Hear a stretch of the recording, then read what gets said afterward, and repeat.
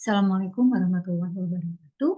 Kali ini saya akan memberikan paparan tentang bagaimana untuk menuliskan atau membuat laporan kerja praktek ataupun beberapa hal yang harus diperhatikan dalam kerja praktek. Saya akan share screen terlebih dahulu.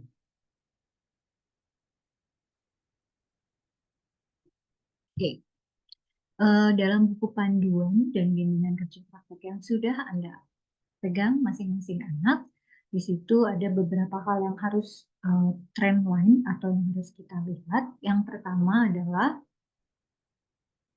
apa yang harus dilakukan oleh pembimbing instansi tempat Anda magang. Yang harus dilakukan oleh pembimbing instansi adalah bahwa mereka akan melakukan penilaian pada saat kalian kerja praktek di sana. Adapun lembar penilaian itu ada di buku panduan paling belakang. Nah, ini adalah hal-hal yang akan dinilai oleh pembimbing kerja praktek. Soft skill itu adalah nilainya 10%, kemudian ada 9 item, kemudian ada hard skill. Nah, ini adalah poin nilainya adalah akan ada tabel di belakangnya, nanti silakan lihat. Kemudian ini adalah penilaian dari pembimbing instansi. Ada di sini kehadiran kalian. Kemudian pada saat pembimbing instansi visit, maka pembimbing akan menilai ini, P2. Kemudian pada saat Anda ujian, selesai kerja praktek, maka pembimbing kerja praktek akan menilai laporan kerja praktek Anda. Pada saat ujian, dosen pembimbing akan memberikan penilaian 3 hal ini. Oleh karena itu, kalian pada saat visit, setelah divisit atau awal Juli ini harus sudah berprogres menulis laporan, sehingga diharapkan tanggal 17 Juli nanti, setelah Anda selesai kerja praktek, Anda sudah bisa melakukan ujian KP pada masing-masing dosen pembimbing. Nah, saya akan masuk ke cara pembuatan laporan kerja praktek. Cara pembuatan laporan kerja praktek di sini sudah ada pada bab 2, yaitu sistematika penulisan laporan. Di sini ada 3 poin atau 3 kelas. Yang pertama adalah sistematika laporan kerja praktek untuk skema magang di instansi. Jadi jika Anda kelas reguler pagi dan magang di instansi, maka laporannya akan seperti ini. Bagian awal adalah sampul, kemudian halaman sampul, ya, ada di lampiran semuanya itu, halaman pengesahan, halaman persembahan, kemudian daftar isi, gambar, sampai daftar laporan. Bagian isinya, pendahuluan, berisi latar belakang, tujuan manfaat, nama dan tempat waktu pelaksanaan. Bab 2, gambaran instansi kerja praktek. Jadi kalian akan menggambarkan sejarahnya, secara visi misi, struktur organisasi, dan job deskripsi dari kalian di tempat magang.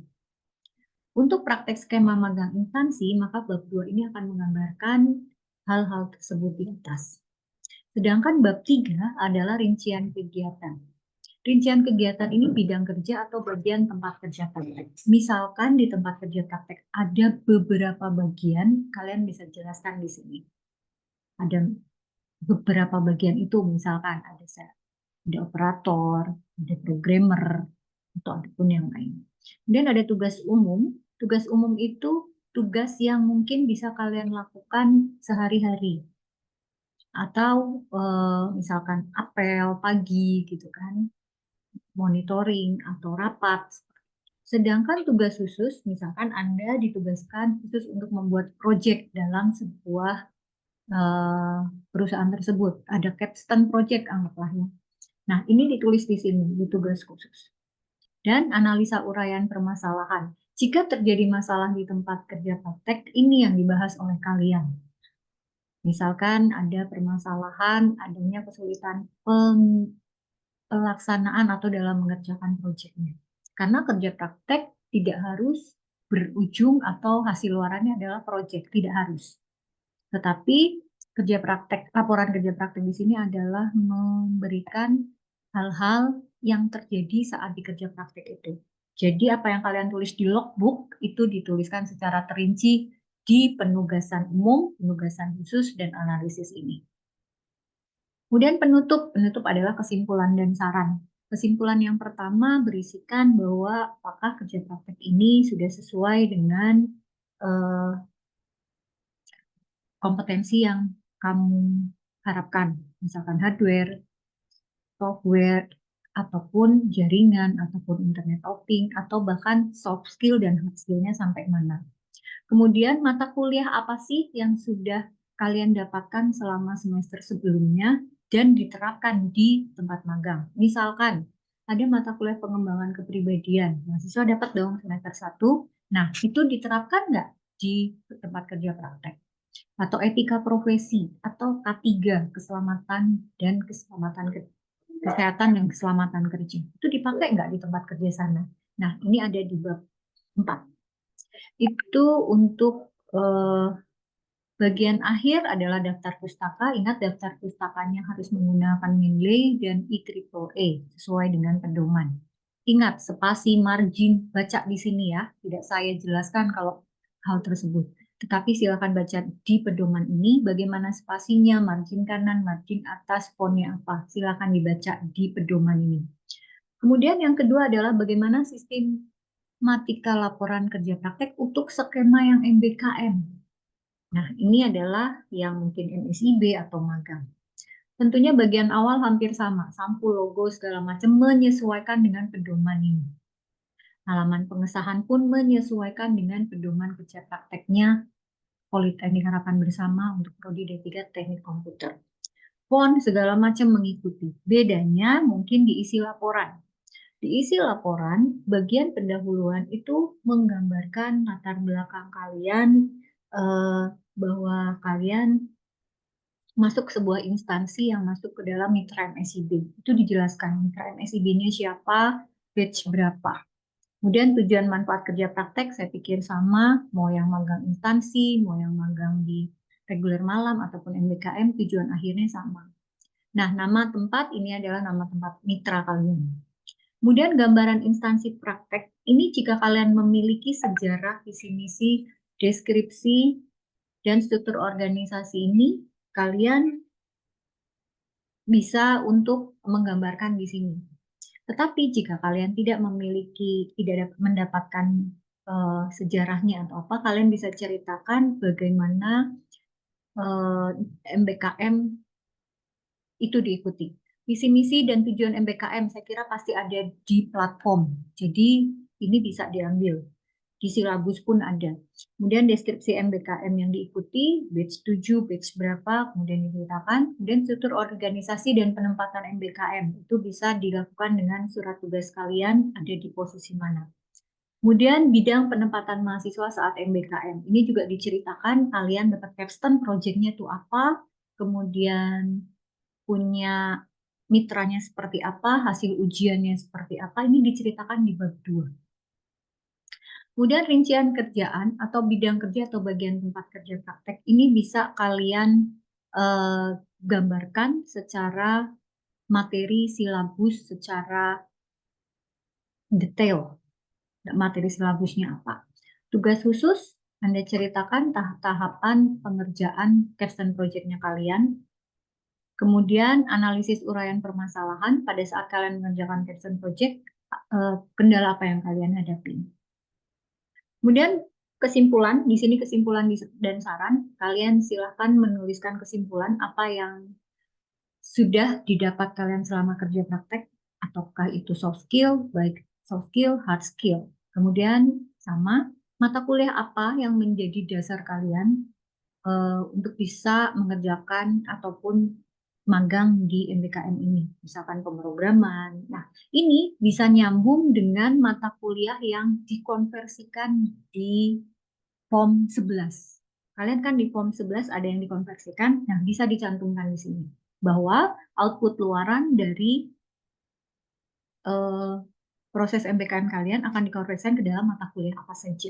Ini bisa dimasukkan di sini. Saran adalah saran perbaikan ke depan.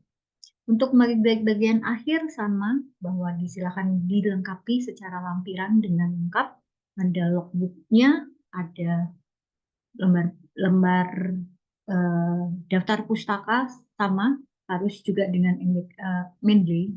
Nah, untuk skema ketiga adalah sistematika laporan kerja praktek untuk yang mahasiswa atau kelas karyawan. Sebenarnya untuk bagian awal laporan sama. Yang membedakan adalah di halaman untuk bab 2-nya. Bab 2, kalau untuk yang magang instansi dengan kelas kerja reguler malam, itu sebenarnya sama ya. Ada sejarah perkembangan, visi misi, struktur organisasi, dan bidang usaha. Itu hampir sama. Sedangkan bab 3 adalah rincian kegiatan. Kalau bidang kerja atau bagian tempat kerja praktek, itu kalian bisa menceritakan bagian-bagian ataupun job desk apa yang ada di tempat kerja kalian. Tugas umum adalah tugas yang mungkin bisa kalian lakukan, tetapi tidak memerlukan keahlian khusus. Misalkan pelayanan, mungkin kalian juga ada di pelayanan. Nah, kemudian kalian tuliskan juga job desk kalian yang kalian lakukan, itu ada di analisis permasalahan. Misalkan kalian di masalah di tempat kerja, itu apa yang terjadi, kemudian solusinya seperti apa, ini diceritakan di analisis permasalahan. Kemudian langsung masuk ke analisis penanganan. Jadi masalahnya ada di 3.3, penanganannya ada di 3.4. Untuk penutup sama, apa yang kalian dapatkan dari kerja praktek ini secara hard skill, soft skill, dan mata kuliah apa yang bisa mendukung kalian sehingga kalian dapat melakukan kerja praktek tersebut. Misalkan pengembangan kepribadian, etika profesi, atau mungkin pemrograman atau apa, ini bisa dituliskan. Masing-masing anak bisa berbeda, tidak mungkin sama tergantung mitra ataupun tempat kerja kalian. Kemudian ini bagian akhir. Nah, itulah penulisan laporan yang harus kalian lakukan, dan laporan ini harus sudah selesai sebelum Anda ujian di tanggal 17 sampai 19 Juli. Oke, dan ini adalah petunjuk pengetikan, silahkan dibaca. Saya hanya akan masuk ke pengisian penilaian. Nah, jika kalian nanti sudah selesai nulis laporan, laporan kalian akan diunggah di Sikapta, nanti kalian akan dapat seperti ini, kalau sudah ngumpulin. Ya.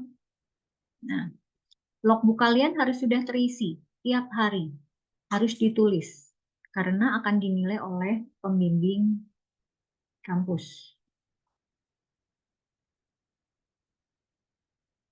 Nah, ini adalah lembar penilaian mahasiswa kerja praktek dari instansi. Jadi setelah selesai, Anda harus meminta penilaiannya. Ini harus diisi. Isinya dinilai aja. Secara bobot dan nilai nanti kalian yang mengalihkan ya. 00 ini boleh diabaikan. Tulis aja di sampingnya sini untuk mengalihkan antara bobot dan nilai ini. Ingat, ini harus diisi sebelum kalian meminta penilaian kepada pembimbing. Ini adalah bimbingan laporan kerja praktek. Selama kalian menuliskan laporan, walaupun online atau offline, kalian bisa menuliskan bimbingan di sini. Bimbingan sudah bisa dimulai dari kemarin sebenarnya, dari 20 Juli. Dari 20 Juni, tetapi ini boleh sudah kalian lakukan secepatnya. Dan nanti pembimbing juga akan menilai seperti buku bimbingan ini.